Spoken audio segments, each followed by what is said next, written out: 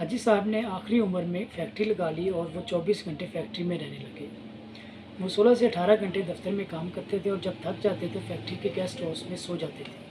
हाजी साहब की वज़ाहत की ये तब्दीली सबके लिए हैरानकुन थी। वो 30 वर्ष तक दुनियादारी, कारोबार और रुपये पैसे से अलग थलग रहते थे।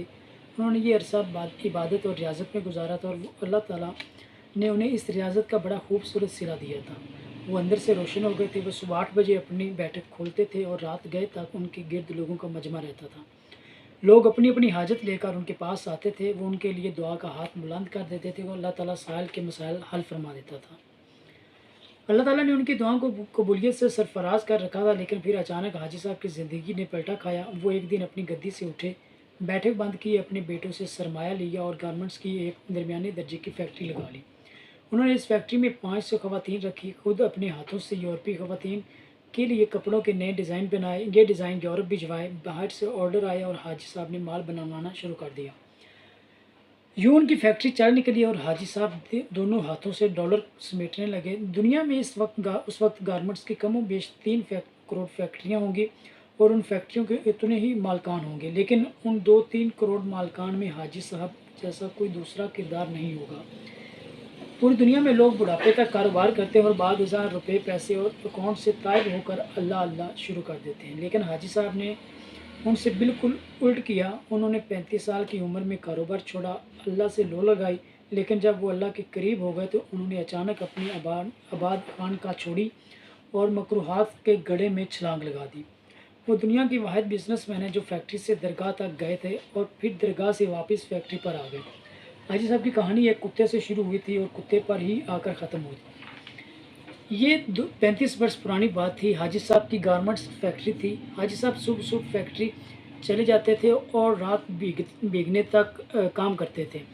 एक दिन वो फैक्ट्री पहुंचे तो उन्होंने देखा एक दरमियाने कद काट का कुत्ता घिसट घिसट कर उनके गोदाम में दाखिल हो रहा है। हाजी साहब ने गौर किया तो पता चला कुत्ता शदीद ज़ख्मी है। शायद वो किसी गाड़ी के नीचे आ गया था जिसके वजह से उसकी 3 टांगें टूट गई हैं और वो सिर्फ एक टांग के ज़रिए अपने जिस्म को घसीट कर उनके गोदाम तक पहुंचा था। हाजी साहब को कुत्ते पर बड़ा रहम आया। उन्होंने सोचा वो कुत्ते को जानवरों के किसी डॉक्टर के पास ले जाते हैं, उसका इलाज कराते हैं और जब कुत्ता ठीक हो जाएगा तो वो उसे गली में छोड़ देंगे। हाजी साहब ने डॉक्टर से राब्ते के लिए फ़ोन किया लेकिन नंबर मिलाने से कबल उनके दिल में एक अनोखा ख्याल आया और हाजी साहब ने फ़ोन वापस रख दिया। हाजी साहब ने सोचा कुत्ता शदीद ज़ख्मी है, उसकी 3 टांगें टूट चुकी हैं, उसका जबड़ा ज़ख्मी है और पेट पर भी चोट का निशान है। चनाचे कुत्ता अब रोज़ी रोटी का बंदोबस्त नहीं कर सकता। हाजी साहब ने सोचा अब देखना यह है कुदरत उस कुत्ते की खुराक का बंदोबस्त कैसे करती है। हाजी साहब ने मुशाहिदे का फैसला किया और चुपचाप बैठ गए। वो कुत्ता सारा दिन गोदाम में बेहोश पड़ा रहा। शाम को जब अंधेरा फैलने लगा तो हाजी साहब ने देखा उनकी फैक्ट्री के गेट के नीचे से एक दूसरा कुत्ता अंदर दाखिल हुआ। कुत्ते के मुंह में एक लंबी सी बोटी थी। कुत्ता छुपता छुपाता गोदाम तक पहुंचा, जख्मी कुत्ते के करीब आया। उसने पाँव से जख्मी कुत्ते को जगाया और बोटी उसके मुंह में दे दी। जख्मी कुत्ते का जबड़ा हरकत नहीं कर पा रहा था। चुनाचे उसने बोटी वापस उगल दी। सेहतमंद कुत्ते ने बोटी उठाकर अपने मुंह में डाली, बोटी चबाई। जब वो अच्छी तरह नरम हो गई तो उसने बोटी का लुकमा सा बनाकर जख्मी कुत्ते के मुंह में दे दिया। जख्मी कुत्ता बोटी निकल गया। उसके बाद वो कुत्ता गोदाम से बाहर आया। उसने पानी के हौज में अपनी दुम गिल्ली की, वापस गया और दुम जख्मी कुत्ते के मुंह में दे दी।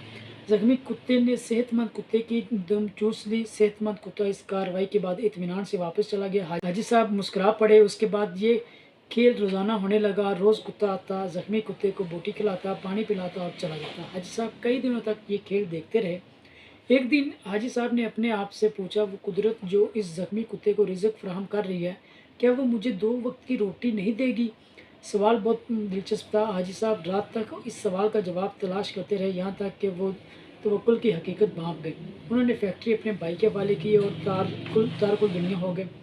वो महीने में 30 दिन रोज़े रखते थे और सुबह सादिक से अगली सुबह का काजिब तक रुकू और सुजूद करते थे। वो बरसों अल्लाह के दरबार में खड़े रहे।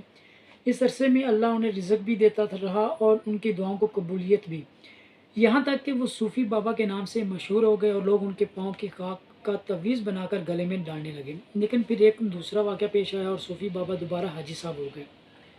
ये सर्दियों की एक नेम गर्म दोपहर थी। सूफ़ी बाबा की बैठक में दर्जनों अकीदतमंद बैठे थे।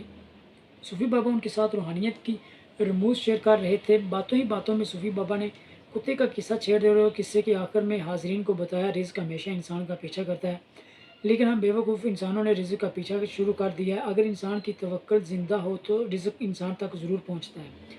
बिल्कुल उस कुत्ते की तरह जो ज़ख्मी हुआ तो दूसरा कुत्ता उसके हिस्से का रिज़्क लेकर उसके पास आ गया। मैंने इस ज़ख्मी कुत्ते से तवक्कुल सीखी। मैंने दुनियादारी तरक की और अल्लाह की राह में निकल आया।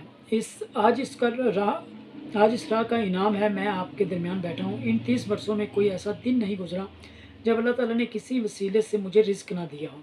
मैं किसी रात में भूखा सोया हूँ। मैं हमेशा उस ज़ख्मी कुत्ते को थैंक यू कहता हूँ जिसने मुझे तवक्कुल का सबक सिखाया। सूफ़ी बाबा की महफ़िल में एक नौजवान प्रोफ़ेसर भी बैठा था। प्रोफ़ेसर ने जीन्स पहन रखी थी और उसके कान में MP3 का ईयरफ़ोन लगा था।